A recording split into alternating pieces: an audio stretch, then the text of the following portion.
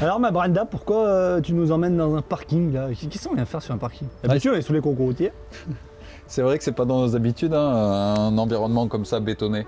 Mais tu vas voir mon Lolo que ça peut être le meilleur endroit pour s'initier aux pédales automatiques. Et aujourd'hui, pour les débutants qui veulent passer le pas, eh bien, on va vous donner 2-3 conseils pour éviter la chute, même si elle est quand même assez inévitable. Ouais, on l'a tous fait celle-là.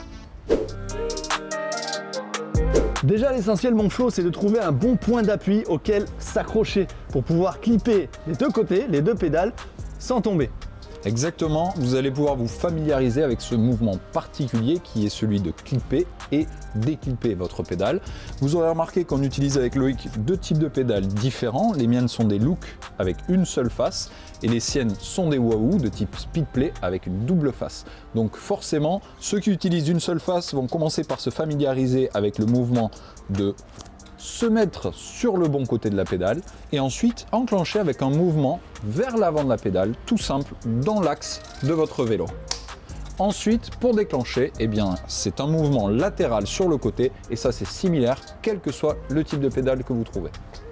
Pour moi, Florian, c'est différent car les pédales Speedplay ont été conçues justement pour éviter ce mouvement d'entrée clippée. Moi, je clippe directement en posant mon pied sur la pédale. Tu vois, hop, je le pose dessus, j'appuie, ça clippe.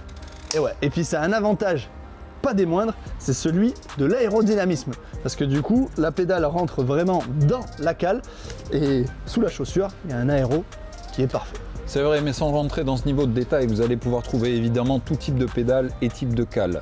Du plus léger au plus lourd, en acier, en alu ou en carbone. Celles qui ont des cales ou celles comme Loïc qui sont inversées, donc qui pénètrent à l'intérieur de la chaussure. L'essentiel aujourd'hui, c'est se concentrer sur la technique. Alors c'est pour ça qu'on se retrouve dans ce parking et maintenant on va se lancer.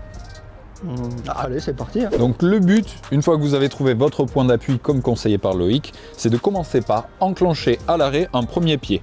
Une fois réalisé, vous montez sur le vélo et vous allez venir enclencher le deuxième pied. Vous faites tourner de façon à avoir les deux pieds à l'horizontale et là vous pouvez déjà commencer par vous exercer à déclencher. Une fois, deux fois, trois fois, autant de fois que nécessaire pour bien familiariser votre pied avec ce mouvement qui peut ne pas être naturel. D'un côté, puis de l'autre, évidemment. Une fois que vous avez bien la technique en main ou en pied, si je peux dire, eh bien, vous partez sur la route, du moins sur votre parking pour rester en toute sécurité. Vous faites quelques tours et vous faites ça en roulant. Une fois que vous êtes entraîné à clipser, déclipser, entraînez-vous à anticiper les obstacles. Comme ici par exemple la barrière, je déchausse avant de venir m'arrêter et hop, je pose le pied. Ça nous est tous déjà arrivé au moins une fois d'arriver sur un feu rouge et d'oublier totalement de déclipser. Et puis là c'est le drame, perte d'équilibre, on cherche à tout prix à déclipser, on tire du mauvais côté et c'est la chute. Donc pensez bien à ouvrir les yeux et tout se passera très bien.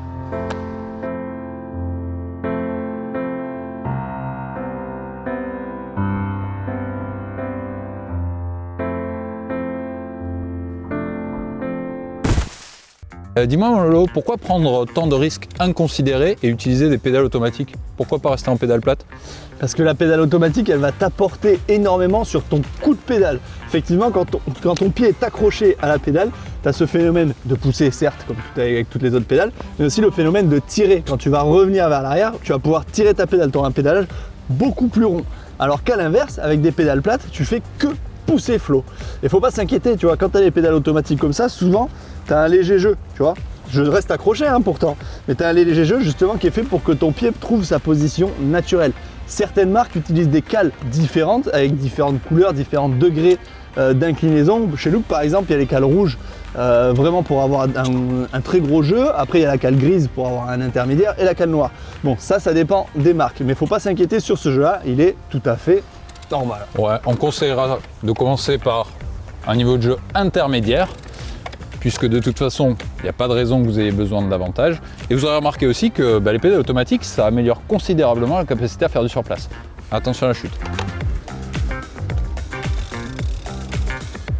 Une des choses les plus frustrantes au début lorsqu'on utilise des pédales automatiques, c'est celle de ne pas trouver le bon côté lorsqu'on utilise en particulier des pédales monofaces. Donc mon conseil, c'est celui d'utiliser l'avant du pied comme ceci pour les mettre dans le bon sens et clipser.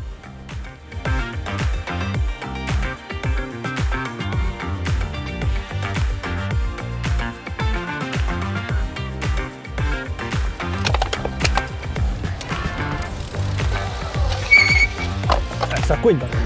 Rassurez-vous, c'est vraiment une technique à la portée de tout le monde. Par contre, évidemment, comme toute chose, eh bien, ça nécessite de l'entraînement et plus vous allez pratiquer, plus vous serez à l'aise. Merci à tous d'avoir suivi cette vidéo. On se retrouve très vite, mon pote Flo, pour aller s'amuser sur notre biclou. Exactement, pour les débutants comme pour les confirmés, on se retrouve sur Disney en français. Allez, à plus, nous on va profiter du soleil. Bisous.